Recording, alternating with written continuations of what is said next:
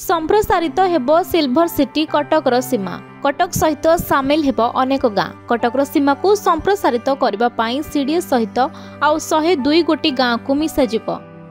एने सीडीए उपाध्यक्ष अनाम चरण पात्र सूचना देइछंती। एगुड़िक मिसवा परे बीडीओ सीडीए सीमा एक होइजिब।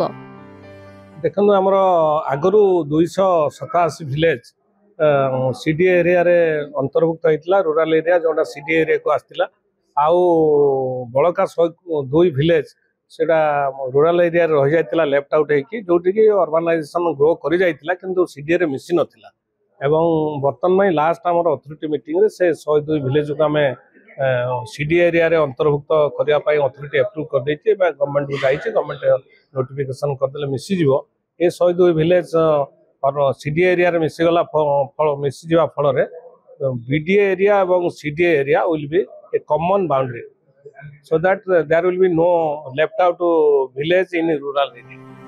से कहते कटक जिला आहरी संप्रसारित हेब सीडी अंचल मिसिब 102 गोटी गाँ यह सब गाँ कटक और भुवनेश्वर मध्य रही एने राज्य सरकार को सीडीए तरफ प्रस्ताव दि जाइछि।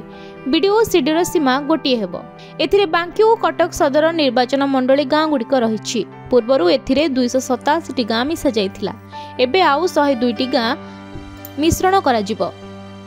बहुत सिकाने एटा बहुत आगुर हवा कथा मो बारंग अंचल कथा हम कहबी बारंग कटक भुवनेश्वर त्रिशूल टू नगेगिरी गोटे दिल भलिया सेटा बहुत आगुर हवा कथा किंतु जाहु सरकार को धन्यवाद देवी आज कटक जिलार आज बारंग हो कटक सदर पट हो कि सेपट आमर कटक चौद्वार कि आमर एपटे आठगड़ पट जो होची धोबलसर पट ये सब 120टा गाँ को लेकिन जो गवर्नमेंट आउ बढ़िया चाहूँ से अशेष अशेष धन्यवाद। ये बहुत खुशी कथा आम गाँ गहली थिलो माने कोडी पानी नहीं कोडी बिजुली नहीं कोडी रास्ता नहीं ए म्युनिसिपालिटी गले बहुत रास्तार उन्नतीकरण हम बिजुलीर उन्नतीकरण हम पानी व्यवस्था हम ड्रेन नहीं ड्रेन व्यवस्था हम बहुत प्रकार म्युनिसिपालिटी गले बहुत प्रकार सुविधा हम।